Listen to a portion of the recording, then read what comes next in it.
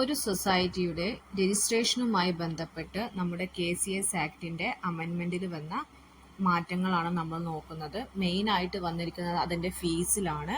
അപ്പോൾ ആ മാറ്റങ്ങൾ എന്തൊക്കെയാണെന്ന് നമുക്ക് ഇന്നത്തെ വീഡിയോയിൽ നോക്കാം. നമുക്കറിയാം, സൊസൈറ്റിയുടെ രജിസ്ട്രേഷൻ ഫീസ് ഫിക്സ് ചെയ്യുന്നത് അതിന്റെ ഏരിയ ഓഫ് ഓപ്പറേഷന്റെ ബേസിലാണ്. സൊസൈറ്റിയുടെ area of operation within A taluk, ഒരു താലൂക്കിനുള്ളിൽ മാത്രമാണെങ്കിൽ രജിസ്ട്രേഷൻ ഫീസ് വരുന്നത് 2500 റുപ്പീസ് ആണ്. ഇനി area of operation A taluk and above but less than A district, ഒരു താലൂക്കിന് മുകളിലും എന്നാൽ ഒരു ഡിസ്ട്രിക്റ്റിന് താഴെയുമാണ് എങ്കിൽ അതിന്റെ ഫീസ് വരുന്നത് 5000 റുപ്പീസ് ആണ്.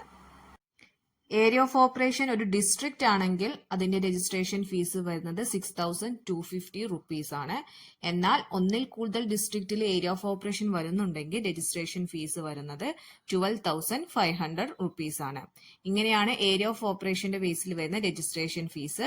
ഇതിനു പുറമെ സ്കൂൾ ഓർ കോളേജ് കോപ്പറേറ്റീവ് സൊസൈറ്റിയുടെ രജിസ്ട്രേഷൻ ഫീസ് 100 രൂപയാണ്. അതേപോലെ തന്നെ SC/ST ദെൻ വുമൺ സൊസൈറ്റീസിന്റെ രജിസ്ട്രേഷൻ ഫീസ് വരുന്നത് 500 രൂപയുമാണ്. ഈ അമെൻഡഡ് രജിസ്ട്രേഷൻ ഫീസ് എക്സാമിന് റിപ്പീറ്റഡ് ആയിട്ട് ചോദിച്ച് കാണുന്നുണ്ട്. നിങ്ങൾ എല്ലാവരും ഇത് മറക്കാതെ പഠിക്കുമല്ലോ. Thank you.